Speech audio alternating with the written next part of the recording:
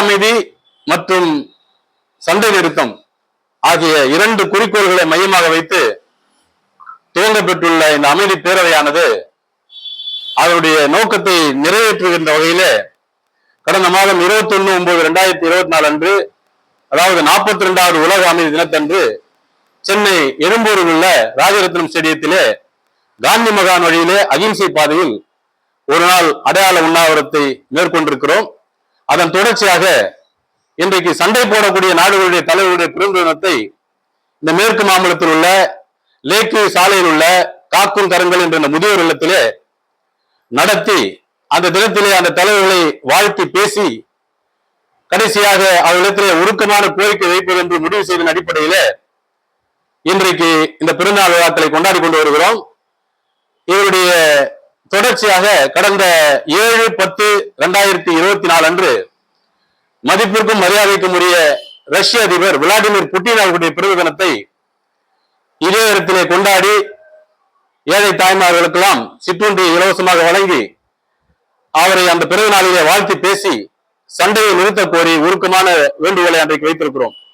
அதன் தொடர்ச்சியாக இன்றைக்கு மதிப்பிற்கும் மரியாதைக்கும் உரிய அம்மையார் அமெரிக்காவுடைய துணை அதிபர் கமலா ஹாரிஸுடைய 60வது பிறந்த தினத்தை இன்றைக்கு கொண்டாடி கொண்டிருக்கிறோம். நாளைய தினம், அதாவது 21/10/2024 அன்று இஸ்ரேலுடைய பிரதமராக இருக்கக்கூடிய நெத்தன்யாகு அவருடைய 75வது பிறந்த தினத்தையும், அடுத்த மாதம் அதாவது 20/11/2024 அன்று தன்னுடைய 82வது பிறந்த தினத்தை கொண்டாட இருக்கக்கூடிய அமெரிக்க அதிபர் ஜோ பைடன் அவருடைய பிறந்த தினத்தையும், அடுத்த ஆண்டு அதாவது ஜனவரி மாதத்தில் வரக்கூடிய 25/1/2025 அன்று தனது 46வது பிறந்த தினத்தை கொண்டாட இருக்கக்கூடிய உக்ரைனுடைய அதிபர் செலன்ஸ்கி அவருடைய பிறந்த தினத்தையும், கடைசியாக இறுதியாக அடுத்த ஆண்டு ஏப்ரல் மாதம் அதாவது 19/4/25 அன்று தன்னுடைய பிறந்த தினத்தை கொண்டாட இருக்கக்கூடிய 85வது பிறந்த தினத்தை கொண்டாட இருக்கக்கூடிய ஆயத்துல்லா கோமினி ஈரானிய மத தலைவர், முதுபெரும் தலைவர் அவருடைய பிறந்த தினத்தையும் இதே காக்கும் கரங்கள் என்ற மையத்திலே நடத்துவது என்று முடிவு செய்து இன்றைக்கு அமெரிக்க துணைவர்களுடைய பிறந்த தினத்தை கொண்டாடி கொண்டிருக்கிறோம்.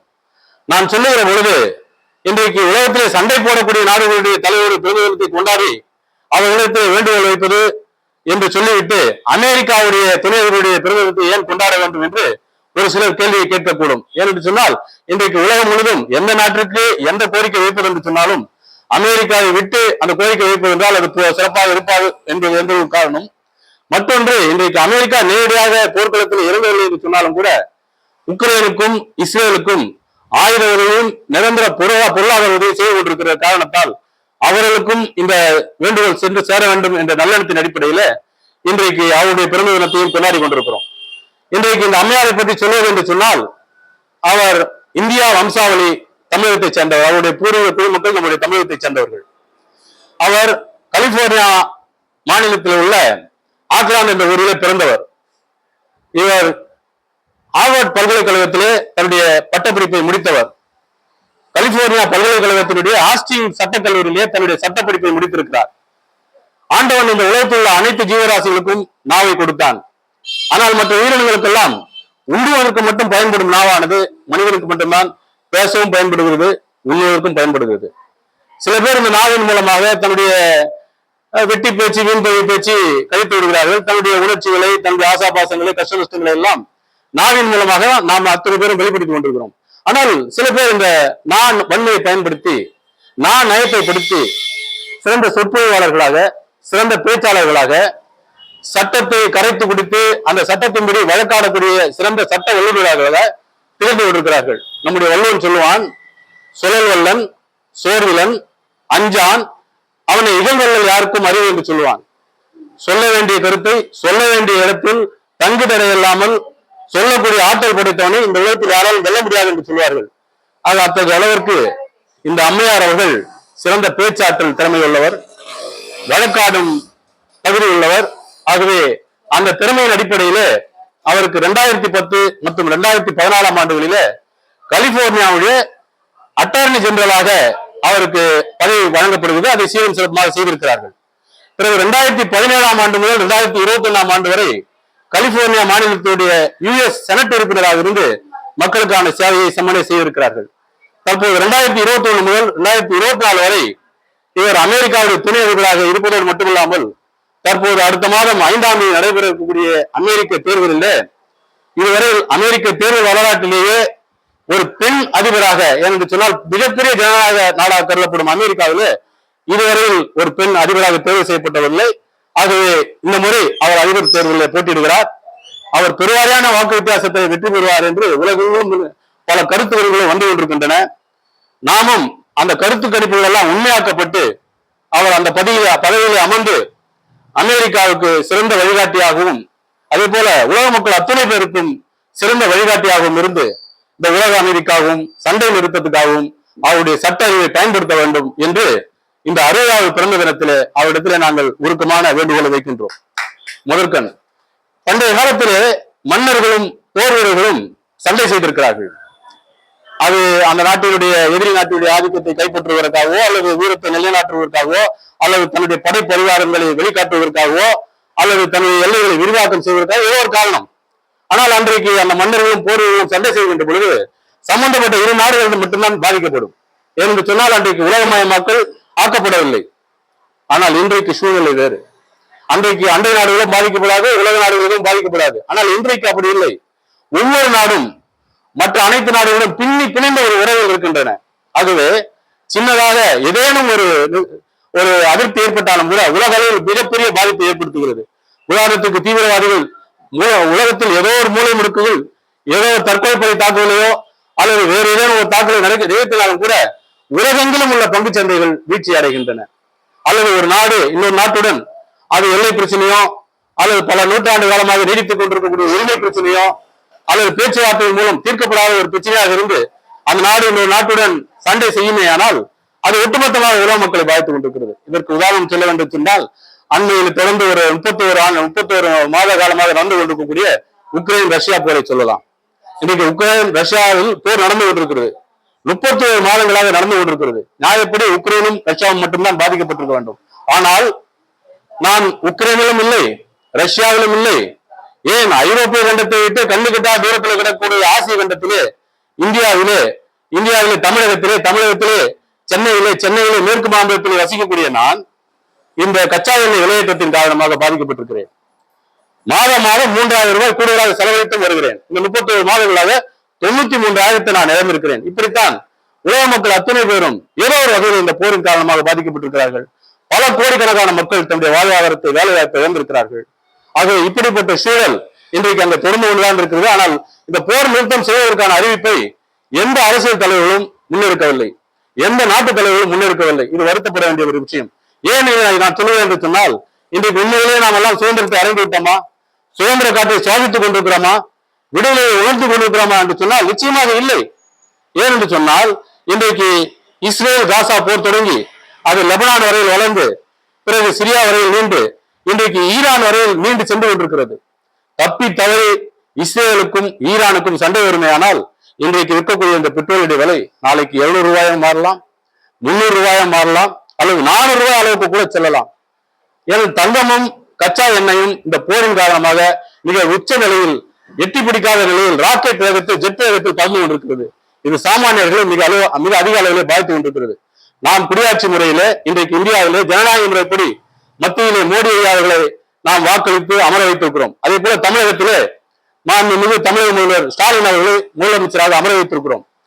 அங்க மத்தியிலே அவர்கள் ஜிஎஸ்டியில ஏதேனும் வகையை கூட்டினால் பொங்கி எழுந்து போராடக்கூடிய நம்முடைய எதிர்கட்சிகள், அதே போல நம்முடைய மாநிலத்திலே நம்முடைய ஸ்டாலின் அவர்கள் மின் கட்டணத்தையோ அல்லது பால் கட்டணத்தையோ அல்லது வீட்டு வரியை உயர்த்தினாலும் கூட உடனடியாக பொங்கி எழுந்து ஆர்ப்பாட்டங்கள் போராட்டங்கள் எல்லாம் நம்முடைய எதிர்கட்சிகள் செய்கின்றன.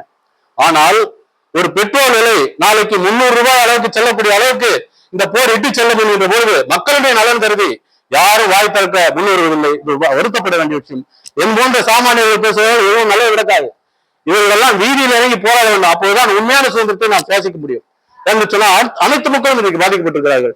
இது நம்முடைய அதாவது எதிர்கட்சிகள் மட்டுமல்லாது ஆளக்கூடிய கட்சிகளும் தன்னுடைய நாட்டு மக்களுடைய நலன் கருதி இந்த போரை நிறுத்தம் செய்வதற்கான அனைத்து வழிகளையும் காந்தி மகான் வழியில் அகிம்சை பாதையில முயற்சிக்க வேண்டும். ஆர்ப்பாட்டங்களோ போராட்டங்களோ அகிம்சை வழியில் நடத்தப்பட வேண்டும் என்று அனைத்து எதிர்கட்சிகளையும் நம்முடைய மாண்புமிகு பாரத பிரதமர் அவர்களையும் அதே போல உலக நாட்டு தலைவர் அத்தனை பேரும் இறங்கி இந்த நடவடிக்கைகளை இறங்குவார்கள். ஆனால் நிச்சயமாக இந்த சண்டைக்கு முற்றுப்புள்ளி வைக்கப்படும். இது ஒரு புறம். இன்னொரு புறத்திலே ஐநா சபையிலும் கூட எந்த ஒரு நாடாக இருந்தாலும் இன்னொரு நாட்டின் மீது போர் தொடுக்குமையானால் அல்லது எந்த ஒரு நாடு இன்னொரு நாட்டின் மீது தீவிரவாத தாக்குதல் நடத்துமையானால் ஐநா சபை தானாக முன் வந்து அந்த நாட்டை தனிமைப்படுத்தி அதிகப்படியான பொருளாதார தடைகளை விதித்து அது ஏற்றுமதி இறக்குமதி முதற்கொண்டு அந்த நாட்டினுடைய தூதரக முதற்கொண்டு அனைத்தையும் துண்டித்து அனைத்து நாடுகளும் ஒன்றிணைந்து அந்த நாட்டை தண்டிக்கக்கூடிய ஒரு சூழலை சட்டத்திட்டத்தின் மூலமாக உருவாக்க வேண்டும். அதற்கு மாண்புமிகு அம்மையார் அவர்கள் தன்னுடைய சட்ட அறிவை பயன்படுத்தி ஐநா சபைக்கு உதவும் என்ற வகையிலே ஆக்கப்பூர்வமான வகையில தன்னுடைய அனைத்து முயற்சிகளையும் போட்டு அது போன்ற சட்டங்கள் உருவாவதற்கு அமெரிக்காவுடைய வல்லரசு தலைவராக இருக்கக்கூடிய கமலா ஹாரிஸ் அவர்கள் முன்னேற வேண்டும் என்று இந்த நேரத்தில் நான் கேட்டுக்கொள்கிறேன். இன்னொன்றையும் சொல்ல வேண்டும். இன்றைக்கு கொரோனா வந்து சென்ற பிறகு பல நாடுகள் திவாலாகி மோசமான நிலையில் இருந்து கொண்டிருக்கின்றன. நம்முடைய அண்டை நாடாக இருக்கக்கூடிய பாகிஸ்தான், நம்முடைய அண்டை நாடாக இருக்கக்கூடிய வங்கதேசம், இலங்கை, மொரேஷியஸ், நேபாள் போன்ற நாடுகள் இன்றைக்கு திவாலாகக்கூடிய ஆப்கானிஸ்தான் உள்ளிட்ட நாடுகள், இன்னும் பல நாடுகள் இந்த பட்டியலில் நின்று சென்று கொண்டே இருக்கிறது. அத்தனை நாடுகளும் இன்றைக்கு மோசமான நிலையை சென்று கொண்டிருக்கின்றன. அதோடு மட்டுமல்லாமல் வல்லரசு நாடுகள் என்று சொல்லக்கூடிய அமெரிக்காவும் கூட இன்றைக்கு பொருளாதார பின்னடைவை சந்தித்துக் கொண்டிருக்கிறது. ஏனென்று சொன்னால் அவர்கள் போரின் காரணமாக இஸ்ரேலுக்கும் உக்ரைனுக்கும் உதவி செய்வதன் காரணமாக இன்றைக்கு அவரிடத்தில் மிகப்பெரிய பொருளாதார வீழ்ச்சி ஏற்பட்டு இன்றைக்கு வங்கிகள் எல்லாம் மூடக்கூடிய திவாலாகக்கூடிய சூழலை கூட நாம் பார்த்து கொண்டிருக்கிறோம். அது பெட் வங்கி என்று சொல்லக்கூடிய வங்கி வைப்பு தொகையை கூட மாதாந்திர வட்டி தொகையை கூட குறைத்து வருகிறது. இதற்கெல்லாம் காரணம் பொருளாதார வீழ்ச்சி. ரஷ்யாவும் கூட அண்மையிலே 2 வாரத்துக்கு முன்னால் அவங்க போடப்பட்ட பட்ஜெட்டிலே 40% தொகை ராணுவத்துக்காக ஒதுக்கி இருக்கிறார்கள். இதன் காரணமாக நாட்டிலே பணவீக்கம் ஏற்பட்டிருக்கிறது. மக்கள் பொருளாதார வீழ்ச்சியை சந்தித்து வருகிறார்கள். பொருளாதார வல்லுநர் என்ன சொல்கிறார் என்று சொன்னால், எந்த ஒரு நாளாக இருந்தாலும் மக்கள் நலம் தவிர்த்து இது போன்ற ராணுவ செலவுக்காக கூடுதல் நிதி ஒதுக்கக்கூடிய எந்த நாளாக இருந்தாலும் அந்த நாட்டு மக்கள் அதனால் பாதிக்கப்படுவார்கள், பொருளாதார வீழ்ச்சி ஏற்படும் என்று எச்சரிக்கின்றார்கள். ஆகவே இவற்றையெல்லாம் உணர்ந்து அந்த நாடுகள் செயல்பட வேண்டும். போர் எந்த வகையிலும் இன்றைக்கு போர் நடக்கக்கூடிய நாடுகளாக இருக்கட்டும், போர் நடக்காத வல்லரசு நாடுகள் என்று சொன்னாலும் கூட அவர்களும் கூட இன்றைக்கு பாதிப்பை சந்தித்துக் கொண்டிருக்கிறார்கள்.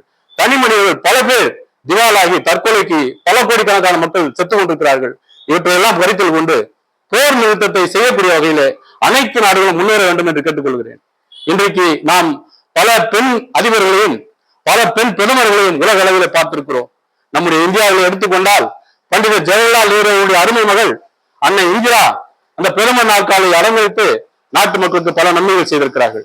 அதே போல நாம் பாகிஸ்தானை எடுத்துக்கொண்டாலும் கூட பூட்டோவின் மகள் பெனாசிர் பூட்டோ பிரதமர் பதவியை அலங்கரித்திருக்கிறார்கள். வங்கதேசத்திலும் கூட முஜிபுர் ரஹ்மானுடைய மகள் ஹசீனா பேகம் பிரதமர் பதவியை அலங்கரித்திருக்கிறார். இலங்கையிலும் கூட சீமாவோ பண்டார நாயக்கோ சில காலம் பிரதமராக பதவி வகித்திருக்கிறார். அதே போல மேற்கு ஜெர்மனியிலே மைக்கேல் ஆஞ்சலனா என்ற பெண்மணி அந்த நாட்டுடைய அதிபராக இருந்திருக்கிறார். இங்கிலாந்து எடுத்துக்கொண்டாலும் கூட வீர பெண்மணி, இரும்பு பெண்மணி என்று வர்ணிக்கப்படுகின்ற மார்கரெட் தாட்சர் பல முறை அங்கே பிரதமராக பதவி வகித்திருக்கிறார்கள். ஆனால் உலகத்திலே மிகப்பெரிய ஜனநாயக நாடாக கருதப்படும் அமெரிக்காவில் மட்டும்தான் இதுவரையில் ஒரு பெண் அதிபர் கூட தேர்வு செய்யப்படவில்லை என்கின்ற சூழல் நிலவுகிறது. நிச்சயமாக அந்த குறையை போக்குகின்ற வகையிலே இந்த முறை நடைபெறக்கூடிய தேர்தலில் அவர் வெற்றி பெறுவார் என்று நாம் எல்லாம் அவரை உணவான வாழ்த்துவோம். மங்கையராக பிறப்பதற்கே நல்ல மாதவம் செய்ய வேண்டுமா என்று தமிழ் கவிஞன் பாடினான். ஆம், குரலிலே குயிலுக்கும் விடுவிலே மயிலுக்கும் அழகிலே எல்லோருக்கும் ஓமைகளாக உறவுகளாக திகழ்வதோடு மட்டுமல்லாமல் கற்பு, பெண்மை, தாய்மை ஆகிய 3 தன்னிகரற்ற தன்மை பொருந்திய அந்த மாதர் குலத்திலே ஒரு பெண்ணாக பிறந்து சிறந்த சட்ட வல்லுநராக திகழ்ந்து இன்றைக்கு துணை அதிபராகவும் வருங்கால அதிபராகவும் தேர்வு செய்யப்பட இருக்கின்ற மதிப்பிற்கும் மரியாதைக்கும் உரிய அம்மையார் கமலா ஹாரிஸ் அவர்கள் தேர்வு செய்யப்பட்டு அமெரிக்காவில் நல்ல முறையில் வழிநடத்துவதுடன் உலகத்திற்கு வழிகாட்டியாக திகழ்ந்து இந்த உலக அமைதிக்காக தன்னால் முடிந்த அனைத்து முயற்சிகளையும் மேற்கொண்டு இந்த சண்டை நிறுத்தத்தை அவர் மேற்கொள்ள வேண்டும் என்று இந்த பிறந்த நாளிலே, இந்த 60வது பிறந்த நாளிலே அவரிடத்தில் வேண்டுகோள் வைத்து உங்கள் அத்துணை பேரின் சார்பிலும் அவரிடத்தில் மிகவும் பணிவான வேண்டுகோளை வைத்து ஒரே ஒரு அமைதி கவிதையை கடைசியில் பேசி முடிக்கின்றேன். பார்ப்பதும் நினைப்பதும் செய்வதெல்லாம் பேரமைதி வழி நின்று செய்து வந்தால் சோர்வுகளே வாழ்வகன்ற அச்சம் கலன்று சிந்தனையில் நல்லொழுக்கும் சிறக்கும் என்றோ, ஆர்வரிக்கும் உணர்ச்சிகளை அடக்க கற்றால் அமைதியது முழு மனதில் நிறையும் என்றோ, போர் குணத்தை விட்டொழித்து அகிம்சை வழியில் போராட பழகுவதே வெற்றி என்றோ, போராட பழகுவதே முதிர்ச்சி என்றோ என்று கூட சொல்லலாம் என்று சொல்லி இந்த நல்ல சந்தர்ப்பத்திலே பேசுவதற்கு வாய்ப்பளித்த அனைத்து நல்லுள்ளத்துக்கும் நன்றி கூறி இந்த நிகழ்ச்சியை சேகரிக்க வந்த அனைத்து நல்லுள்ளங்களுக்கும் வாய்ப்பு நன்றி கூறி விடைபெறுகிறேன். நன்றி, வணக்கம்.